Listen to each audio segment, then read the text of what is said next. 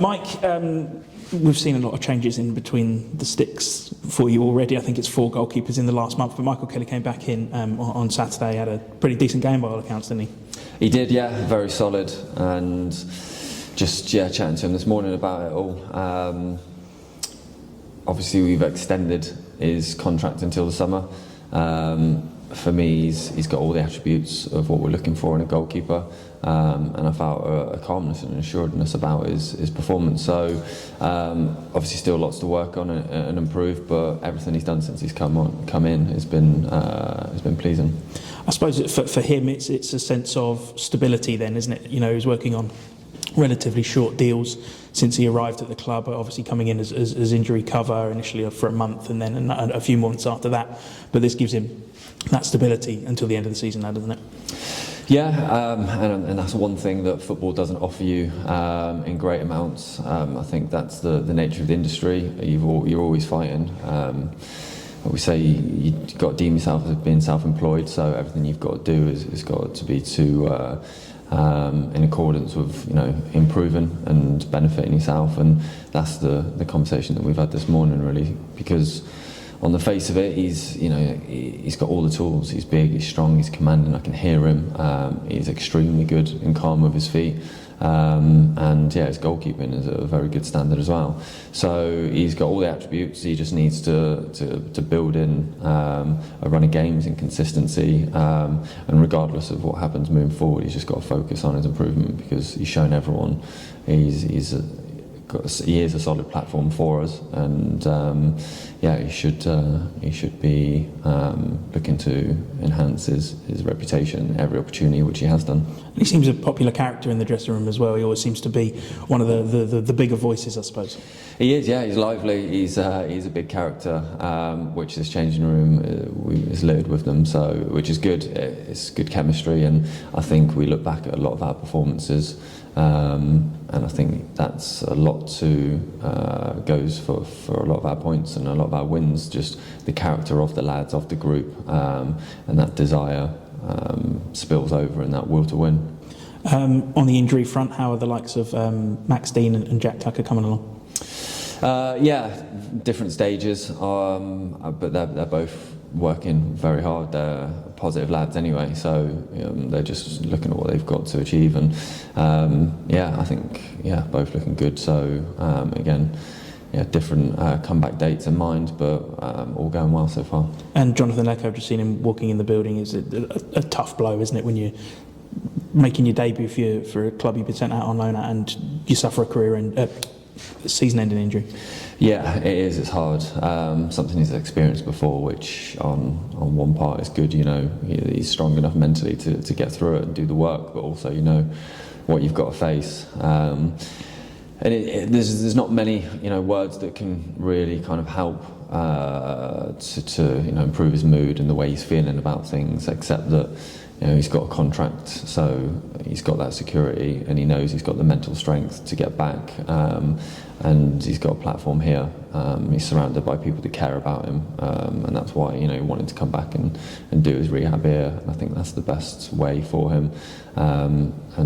You've got to take any setback, and you've got to make it work for you, and make you come back stronger, which I'm sure he will.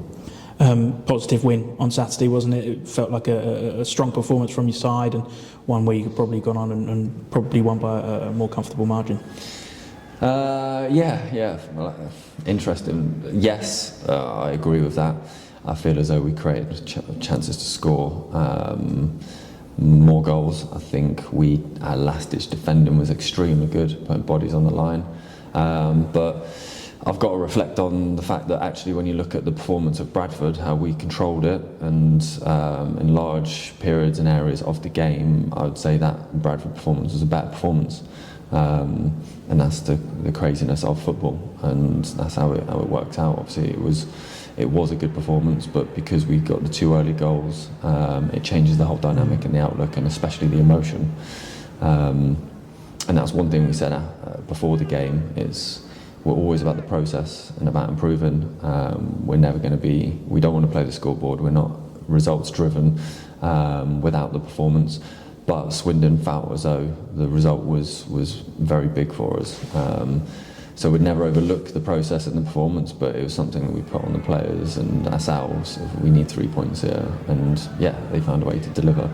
But yeah, it's just, that's how football works. It's down to moments, chances, a drop ball here. But I've got to say, yeah, we defended resolutely, and we were putting bodies on the line, which perhaps we were maybe switching off a little bit in the previous performance, where I think we were a little bit more dialed in against Swindon. So do you think it was a lack of control then perhaps you had on Saturday? Not a lack of control. I think the way we play is it's expansive. So moments of brilliance on both sides. So when I've watched it back, our kind of messages are going to be more individual to certain lads in terms of how we manipulate the ball in certain areas and what to look for. But when you've got two footballing teams that are quite open and expansive and want to do the same thing to each other, I look at a few of their opportunities when they got behind us, and it was down to the pace and power of one of their midfielders was very difficult to handle, and instances when we've tried to create something and it hasn't come off, and the game's open. So it's what I was trying to. It's not so much as a basketball game, but you're more vulnerable when you're trying to play through certain lines. If they get a nick or they put a good tackle in or somebody reads a play, rather than you look at Bradford where we had 71% of possession, but we didn't threaten their goal. We had the control that we wanted, but we didn't have the final third quality. Sometimes that happens where on Saturday we did have the quality in the final third and could have had more. I suppose it's just about marrying those two up then, the performance of Bradford and the results of Swindon. We're always looking for that perfect performance, and we're always going to strive in every single area. But yeah, I mean, you've got set pieces, you've got the transition, which are difficult commodities to kind of control, and you've got in possession and out of possession. You've got to try and control the territory, the ball, and to as much as you can the opposition.